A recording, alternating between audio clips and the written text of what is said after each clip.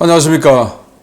신의교대 국방TV 데일리 디펜스입니다. 자, 오늘도 우크라이나 전황 그리고 곧 개전할 예상인 이 이스라엘 중동 전쟁 상황 같이 살펴보도록 하겠습니다.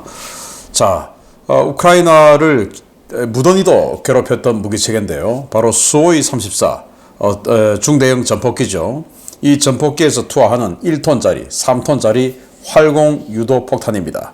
그런데 이 우크라이나가 40대가 넘는 드론을 이용해서 러시아의 수호이 34 전폭기를 이륙시키는 기지를 공습했습니다. 그래서 러시아도 많이 막아내긴 했지만 최소 18발 이상의 드론을 직격당해서 아주 많은 굉장히 많은 전과를 올렸는데 수호이 34 여러 대가 파괴됐다고 합니다. 그리고 완전히 초토화 평탄화돼 버린 기지 사진까지 공개가 되는데 어떤 전과를 올렸는지 보도록 하겠습니다. 정보 브리핑 먼저 하겠습니다. 카멜라 해리스 부통령은 러닝 메이트로 조시 사피로 펜실베니아 주지사 그리고 팀 월즈 미네소타 주지사 중에서 최종 조율 중이다 라고 하는데요. 이 사람은 지난번에도 제가 정리해드렸던 바가 있죠. 펜실베니아 주지사입니다. 펜실베니아가 경합지죠. 그러다 보니까 여기 주지사를 부통령 후보로 임명을 한다면 아주 경합지 하나를 완벽하게 장악하는 이런 그 이점이 있다라는 생각을 할 수도 있지요. 73년생이고 펜실베니아주 본부장을 할 때부터 오바마 그리고 힐러리 클린턴 등이 계속 밀어준 사람이라고 합니다. 그러니까 오바마나 힐러리 클린턴 그 계열인 것이죠. 그런데 이 티모시 제이 월츠 이 사람은 갑자기 튀어나온 사람인데 미네소타 주지사인데 나이는 더 많습니다. 64년생인데 하원 의원 한 번만 하고 갑자기 주지사가 된 인물이에요. 하원 의원은 2년짜리죠, 여기는. 그래서 그냥 갑자기 주지사까지 확 올라간 사람인데 원래는 이 부사관으로 26년을 복무했어요. 그리고 중학교 사회교사를 했는데 이 사람은 완전히 좌파입니다. 어떤 좌파냐? 일단 동성애 굉장히 너그럽습니다. 동성애 인정해줘야 된다, 뭐 이런 거. 그리고 또 마약, 그 중에서도 이 대마초 같은 것은 합법화해줘야 된다라고 주장하는 사람이에요. 하여튼 이 두 사람 중에 하나가 될 것이다 라고 합니다. 자, 이란은 한의에 사망한 그 영빈관이죠. 이 영빈관의 보안 담당 고위급 인사 20여 명을 체포해서 도대체 한의회가 몇 시에 몇 호실에 묵는 것을 어떻게 이스라엘이 알게 됐냐, 이런 것에 대해서 지금 색출하고 있다고 하는데 아마 곧 몇 명이 죽어나가지 않을까라는 생각이 듭니다. 이란이 러시아의 첨단 방공 시스템 긴급 전개 요청해서 러시아는 수송기로 즉각 공급을 시작했다라고 하는데 그 방공 시스템은 S400 등으로 추정돼요. 자, 여기 보면 일류신 76 수송기가 모스크바에서 이렇게 테헤란 쪽으로 가고 있는 모습을 볼 수 있는데 이게 8월 1일부터 8월 5일까지 계속 왔다 갔다 하고 있다고 합니다. 그래서 이 방공 무기를 어떤 무기를 줬는지는 확실하게 알 수 없으나 여러 번 왕복을 한 것으로 봐서 꽤 큰 시스템일 것이다. 꽤 큰 시스템은 S400일 수 있죠. 그래서 자기들도 지금 S400 부족한데 이란 줄 게 있었나? 조금 의문스럽기도 한데요. 뭐 판치르 뭐 이런 것들일 수도 있고요. 자, 사우디와 요르단이 우리 영공을 사용해서 이스라엘을 공격하는 행위 허용 못한다. 그래서 함부로 요르단 영공, 사우디아라비아 영공 무기로 통과시킬 생각하지 마라. 이렇게 이란에 경고를 했습니다. 이란 중부 이스파한 인근에서 폭발음이 5번이나 청취됐어요. 그런데 이게 뭐 공격받았냐라고 하니까 이란군은 제15 미사일 기지에서 자체 방공 훈련이었다. 공격받은 거 아니다. 라고 주장을 했는데 굉장히 큰 폭발이 일어나고 있죠. 그런데 이게 지상에서 일어난 폭발인데 이걸 방공 훈련이라고 봐야 되나 라는 의혹이 들기도 하는데 어쨌든 자기네들은 맞은 적 없다 이렇게 이야기하고 있어요. 그 이스파한은 핵시설이 있는 곳입니다. 자, 이라크 인민동원군 제12여단 산하의 알 타우리 요원 부대가 미군이 사용하고 있는 알 아사드 기지에 다수의 로켓탄을 쐈어요. 122mm 로켓탄 쐈는데 이 로켓탄을 쏜 차량이 한국산 봉고3입니다. 네, 여기 보시면 우리 봉고3 도로에 많이 보이죠? 이 봉고3에 이렇게 뒤에다가 로켓 122mm 로켓을 이렇게 한 6발, 7발 정도 일렬로 이렇게 장전해 놓은 것이 보입니다. 여기 이렇게.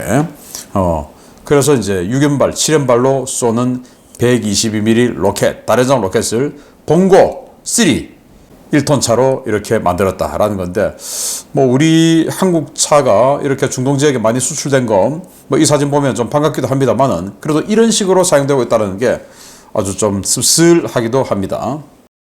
자, 유엔은 UNRWA, 그러니까 유엔 팔레스타인 난민 지원 기구 직원이 그 중에서 최소 9명이 10월 7일 그 잔악한 사건에 참가한 것이 확인되어서 해고시켰다라고 발표를 했는데, 이스라엘은 아니 우리가 명단 넘긴 자들은 100명이잖아. 100명. 그 100명이 군번 그리고 어떤 행위 뭐 하는 거 전부 다 적어서 보냈는데, 나머지 91명은 또 어떻게 할 거냐. 걔들도 조사하라. 빨리 잘라라. 이렇게 오히려 항의를 하고 있습니다. 자, 영국 이민자들 갈등 크죠. 그래서 영국 국민들이 무슬림 이민자들 쫓아내라 이런 시위를 하고 있는데, 그 무슬림 이민자들이 이 영국 국민들의 반이민 폭동에 대응해서 무슬림들도 조직적으로 반격을 하기 시작했습니다. 그래서 각지에서 무슬림 시위대와 영국 백인 시위대가 물리적인 충돌을 일으키고 있다고 합니다. 영국도 참 바람잘 일이 없네요. 베네수엘라 검찰은 에드문드 곤잘레스, 이번에 대통령 될 뻔한 사람이죠. 그리고 마리아 마차도 대통령 선거에서 곤잘레스를 지지한 가장 인기 있는 사람이죠. 이 둘을 내란 선동 혐의로 조사에 착수했다, 검찰이. 그래서 신병 확보 작전을 시작했다라는데, 이 두 사람은 아르헨티나 대사관이었던, 지금은 이제 아르헨티나와 국교 단절하고 추방시켰죠. 거기에 이제 브라질 외교관들이 들어와서 보호를 하고 있는데, 그 브라질 외교관들을 뚫고 신병 확보를 할 수 있을지 의문스럽긴 합니다만은, 아무튼 베네수엘라 검찰은 신병 확보 작전을 시작했다라고 하는데 부디 안전하기를 바랍니다. 그리고 세이크 하시나 방글라데시 총리가 하야했습니다.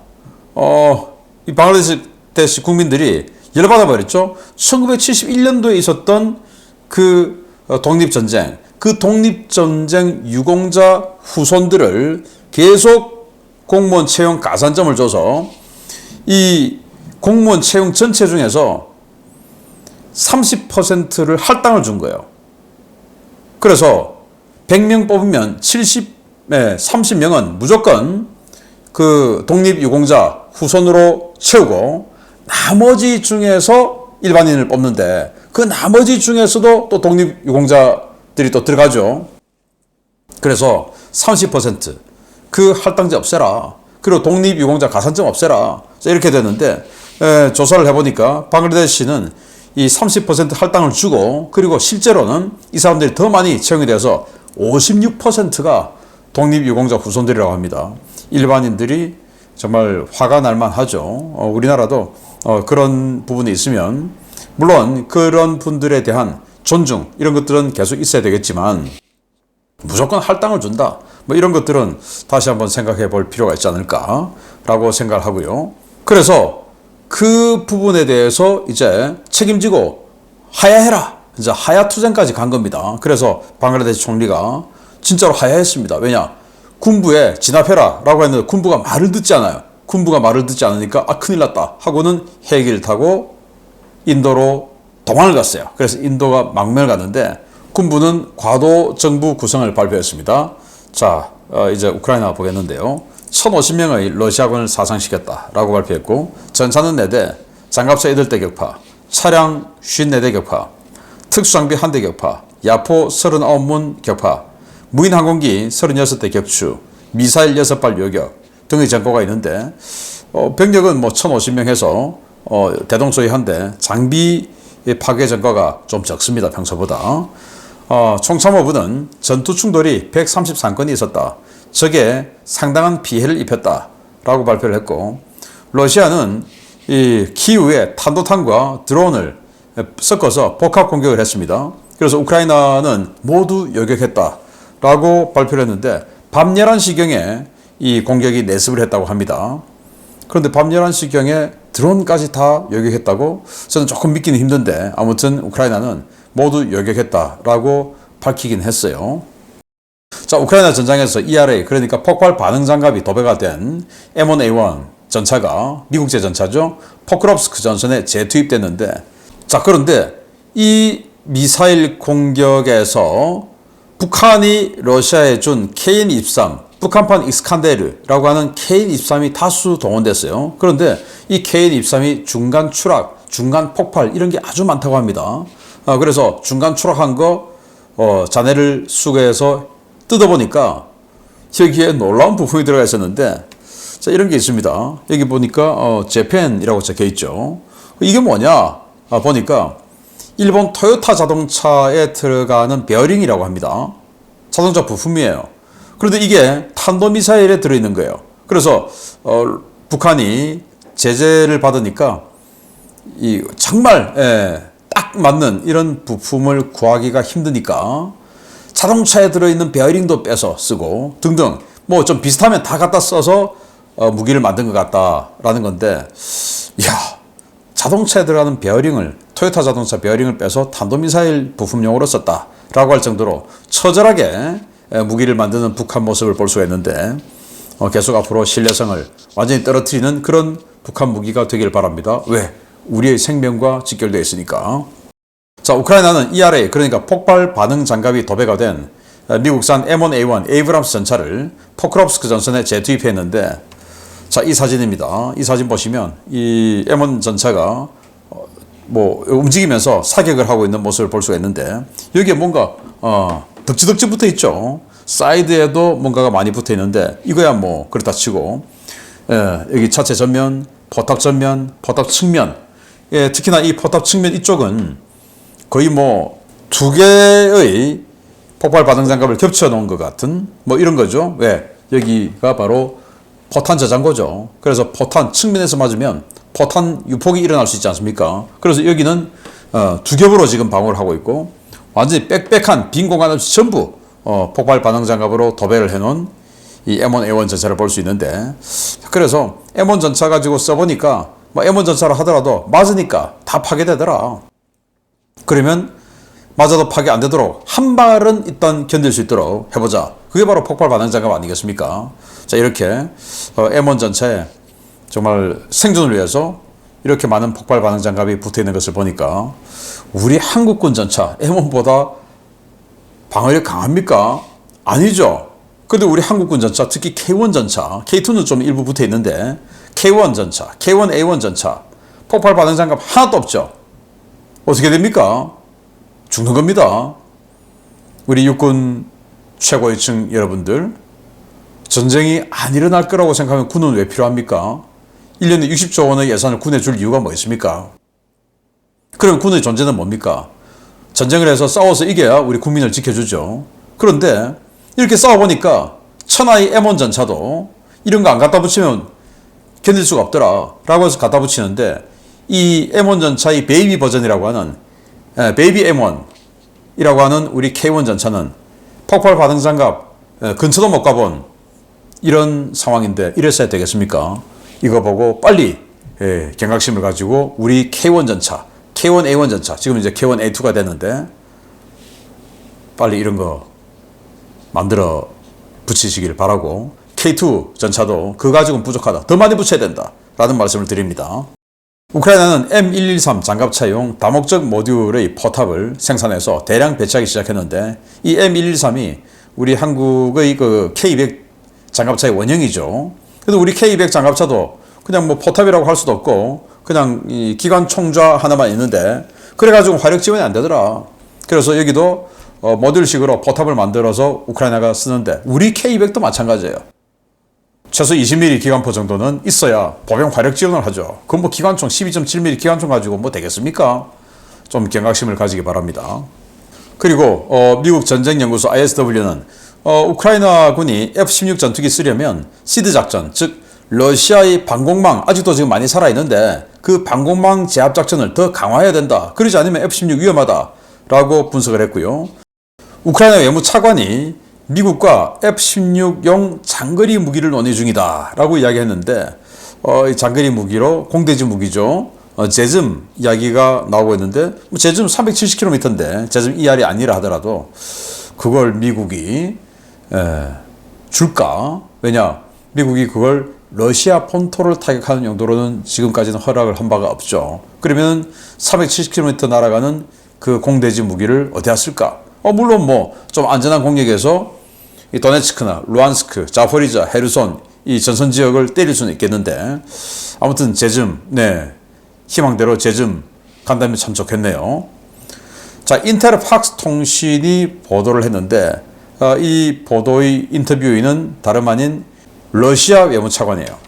러시아가 우리가 말이죠. 미국에 우리 해군의 날 7월 마지막 주 그때 좀 미국에게 좀 봐달라라고 요청을 했다라는 건데 이렇게 외무차관이 직접 이야기했어요. 뭐라고 이야기했냐? 우리 국방장관이 미국 국방장관 로이드 오스틴에게 전화해서 7월 28일 마지막 주 그때 이 러시아 해군의 날에 푸틴 대통령이 참석해서 행사를 성대하게 할 텐데 이때 우크라이나 특수부대가 상트페테르부르크 해군의 날 행사장을 공격할 것이라는 정보가 있다. 그런데 우리 푸틴 대통령이 안 갈 수는 없고 그러니까 미국 당신애들이 우크라이나 좀 말려달라 이렇게 부탁을 했더라고 외무차관이 방송에 출연해서 직접 이야기했어요. 뭐 국방장관을 욕먹이는 건지 아무튼 이런 뒷거래가 있었다라고 이야기하네요. 러시아는 상트페테르부르크의 군 병원 횡령 사건이 지금 크게 화제가 되고 있는데 14억 루블이 증발했다고 합니다. 자, 14억 루블 225억 원인데 여기가 상트페테르부르크에 있는 키로프 군사의학 아카데미인데 여기에 돈을 줘서 225억 원을 줘서 외상센터, 전문 외상센터를 만들어 하고 쳤는데 이 병원에서 모 회사하고 계약을 해서 그 돈을 다 주고 외상센터 만들어 주세요 하고 했는데 그 계약을 한 회사는 페이퍼 컴퍼니였다고 합니다. 그리고는 그 돈을 가지고 싹 잠적해 버렸다. 그래서 최근에 이 러시아가 이 민간 병원들 전부 외상센터로 징발한다라고 했는데 원래 이제 이 병원을 만들려고 했다가 이 병원이 다 그냥 돈 들고 사라져 버렸으니까 외상센터가 없으니까 일반 병원에도 하겠다라는 건데 참 기가 찹니다. 어떻게 이런 일이 있을 수 있을지. 자, 근데 이거 보면 저는 해군 진해기지 사령부가 생각이 나요. 앞에 우리는 손은일 제독의 동상이 있는데 비슷한 구조로 생겼어요. 물론 색깔, 재질은 좀 다릅니다만은 왜냐 해군 진해기지 사령부도 러시아가 지어줬죠. 러일 전쟁에서 패전해서 러시아가 전쟁 배사금조로 그걸 이제 자재를 블라디보스토크 러시아에서 가지고 와서 지어줬는데 좀 비슷한 분위기입니다. 좀 그 생각이 나네요. 러시아의 애국공원 패트리어트 파크에 이 담당 국방부 고위 공무원들이 연쇄적으로 체포가 됐는데 돈을 횡령했다고 합니다. 자, 이런 거 만들어 놓고 관광객들 많이 불러와서 어린이들 많이 불러와서 애국심 고취시켜서 계약병으로 마구마구 입대할 수 있도록 그 자산을 만들자 해서 패트리어트 파크를 만들고 여기다가 야 좀 컨텐츠 더 만들어봐 하고는 우리 돈으로 한 6억 5천만 줬는데 이 둘이 그걸 싹 닦아먹고 하나도 지출하지 않았다라는 건데 정말 참 러시아 기가 차죠. 러시아 국방부 기갑 기계화 총국장을 내사 중입니다. 아니 왜 기갑 장비가 빨리 이렇게 안 나오는 거야? 너 도대체 뭐 한 거야? 다 떼먹은 거야? 하고 내사 중인데 이달 중에 해임한다고 합니다. 바로 이 사람이에요. 과거 쇼이구가 국방장관 할 때 이렇게 현장 지도했던 바로 이 사람인데 아니 이렇게 열심히 지금 예산 대주고 만들라고 하는데 왜 전차가 빨리 안 나오는 거야? 라고 해서 내사 중이라고 합니다. 정말 기가 찬 러시아입니다. 자, 얼마나 많은 러시아군 전투기가 파괴됐는지 보겠습니다. 어제 단신으로 전해드렸던 러시아 모르조프스크 공군기지 드론 피격의 피해가 당초 알려진 것보다 훨씬 심각하다는 사실이 확인되었습니다. 탄핵고가 있던 자리가 문자 그대로 평탄화될 정도의 대폭발이 있었고 러시아가 자랑하던 최신의 전폭기 다수가 파괴됐습니다. 물론 인명피해도 엄청나 러시아 당국이 충격에 빠졌다는 소식입니다. 지난 8월 3일 실시된 우크라이나 군사정보국의 장거리 자폭 드론 공격에 당한 러시아 항공우주군 모로조프스크 공군기지가 초토화에 가까운 피해를 입었으며 당분간 기지로서의 기능 발휘가 불가능한 수준이라고 복수의 러시아 밀 블로거들이 러시아군 관계자를 인용해 현지 시각 8월 6일 리포트했습니다. 도네츠크 차시브야르 전선에서 직선거리로 약 292km 떨어진 곳에 있는 이 기지는 러시아 항공우주군 제1근위 혼성사단 예하의 제559 근위폭격항공연대 위장단대호 제7호 392 부대가 주둔하던 곳으로 수호이 34 풀백 전폭기를 운용하는 부대였습니다. 우크라이나군은 3일 야간에 최소 40대의 장거리 자폭 드론을 이 기지로 날려보냈는데요. 러시아는 방공 전력을 총동원해 요격에 나섰고 세대를 제외한 모든 드론을 요격했다고 주장했지만 실제로는 18대의 드론이 기지 곳곳에 충돌한 것으로 확인되었습니다. 드론은 가장 큰 피해가 있었던 단야권은 물론 경락고와 막사, 항공기 주기장에도 쏟아졌는데요. 수호이 34 전폭기 세대가 경미한 피해를 입었던 것으로 알려졌던 최초 보고와 달리 기지 시설은 물론 항공기에도 큰 피해가 발생한 것으로 집계되었습니다. 여러 대의 드론이 명중한 단야권은 건물은 물론 건물과 건물 사이에 만들어 놓은 방벽이 흔적조차 남지 않을 정도로 평탄화되었고 최소 2개 동의 경락고와 정비시설도 드론에 피격돼 파괴되었습니다. 세대가 경미한 피해를 입었던 것으로 알려진 수호이 34의 피해는 극심했습니다. 한 대가 드론에 직격돼 흔적을 알아볼 수 없을 정도로 파괴되었고 2대는 복구 불가능할 정도로 손상됐는데요. 경락고에 있었던 2대 역시 크게 손상돼 수리가 어려운 것으로 전해졌습니다. 현지 소식통들은 초기 피격 단계는 물론 이후의 화재 진화 과정에서도 다수의 사상자가 발생해 군 병원은 물론 인근 민간 병원에서도 사상자를 수용해 치료 중이라고 전했습니다. 이번 공격으로 제559 근위폭격항공연대는 작전 능력을 상실했는데요. 이 때문에 동부전선에서 수호이 34에 의한 활공 유도폭탄 2발이 이번 주부터 중단돼 러시아 지상군의 공세가 크게 둔화되는 것이 식별되고 있습니다. 우크라이나는 이번 공격으로 최소 2대의 수호이 34는 확실하게 파괴되었고 2세대는 사용 불능 상태가 된 것으로 보고 있는데요. 이번 전쟁에서 매우 중요한 역할을 수행했던 수호이 34 부대가 초토화되면서 러시아군의 동부전선 전쟁 수행은 당분간 더 어려워질 것으로 보입니다. 네, 저는 이걸 오리라고 부르는데 수호이 27, 수호이 32, 수호이 27 플랭크 계열 보면 백조처럼 생겼어요.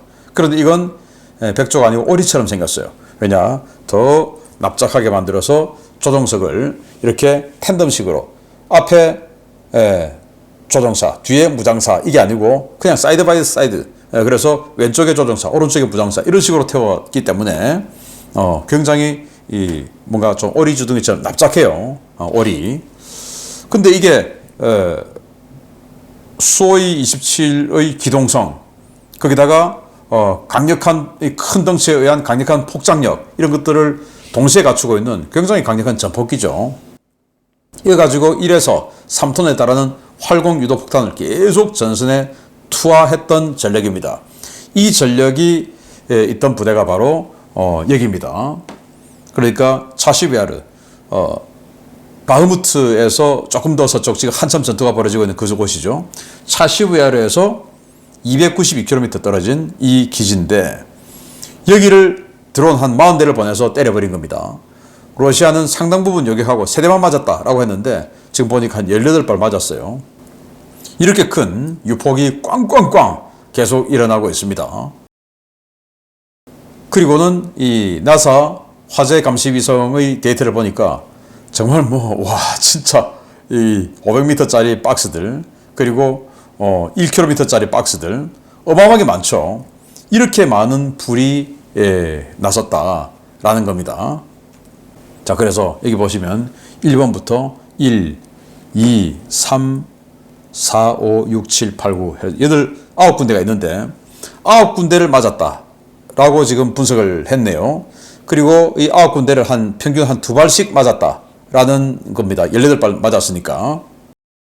이거는 보여드렸는데 탄야코 유포쿠 현장, 이건 위성 사진으로 본 현장인데 위성 사진으로 보니까 완전히 그냥 초토화되고 평탄화돼 버렸구나 라는 걸 우주에서 봐도 알 수가 있는데 이걸 이제 현장에서 본 거, 이게 뭐가 있었나 라고 생각이 될 정도로 아무것도 없어요.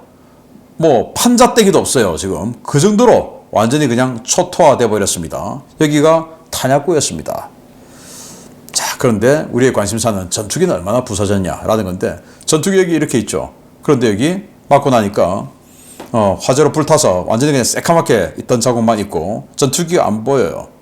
그리고 이 하얀 건물이 있죠. 이 하얀 건물도 맞은 것 같은데 여기에 또 시커멓게 걸린 게 있고 내부에 또 수호이 34 전투기 2개가 보이죠. 이 2개도 지붕 폭파되고 불 나고 했는데 멀쩡할 리가 있겠습니까? 못 쓰게 되겠죠.